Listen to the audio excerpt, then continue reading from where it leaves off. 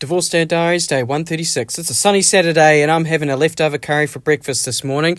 And then I immediately loaded all the kids in the car so I could pop over to McDonald's and grab an iced latte as per usual. And then it was over to Postie today because I actually still needed to grab the kids some more clothes. In particular, I needed to get them more pants for school. But the first thing I did was stop at the clearance rack outside and see if I could spot something for my youngest son. And then inside I noticed these Father's Day matching outfits, which I thought were pretty cool. And then finally I got over to the kids section to look at the pants and stuff. I managed to grab a pair for my oldest son. And then on the way to the girls section, I got distracted by yet another clearance rack. She's told me that she needs more pants. So I managed to find these purple pants that came with a matching top. So grabbed that, and then it was over to the actual girls' leggings section. So I could grab some leggings for my youngest daughter and my oldest daughter. Although my oldest daughter seems to be in that annoying in-between size where it goes like up to size 7, and then the next section is like 8 upwards. Yeah. In the end, I spent $45 and got something for everyone, so I'm happy with that. And then it was another typical healthy weekend lunch of chips, tenders and brownies. So if you're wondering about Lola's sleepover, she won't be having a sleepover or hang out at all today because they didn't bother to organise a time or anything, so I just went over there to drop her off and no one was home. So I'm not trying again. The reality is that at any point of time between Monday and now, I could have stepped in, I could have got parents' phone numbers, I could have got a specific time, but I decided, you know what, if the kids are going to organise it, I'm going to let them organise it.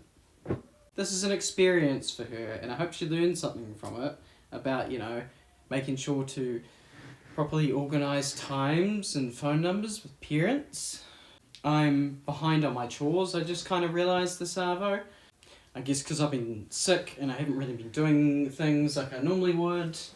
And it's now Saturday afternoon. I've only just put the uniforms in the wash. I haven't started on the lunch boxes.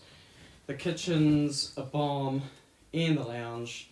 They've been doing arts and crafts this week. So they've been cutting out paper and leaving like scraps of paper everywhere.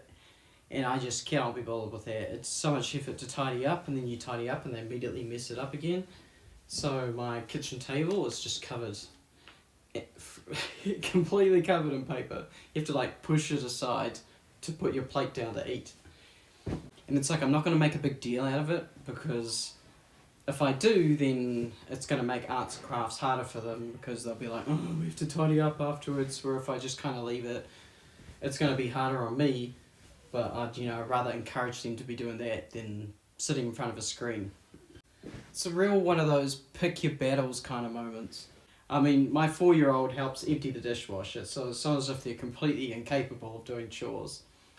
But I made sure I was on top of everything, of course, making sure that their laundry was washed, their uniforms. I actually managed to wash them outside today, and made sure that their lunch boxes have gotten into the dishwasher. But I couldn't be bothered cooking dinner, and I wasn't going to cook dinner originally when she went to her friend's house, which she's no longer doing. So you can see where this is going. And I made sure to buy everyone their own burgers. They got to play in the playground for a bit, and they all got drinks. And of course, we all went home happy and full. And I will catch you on the flip side.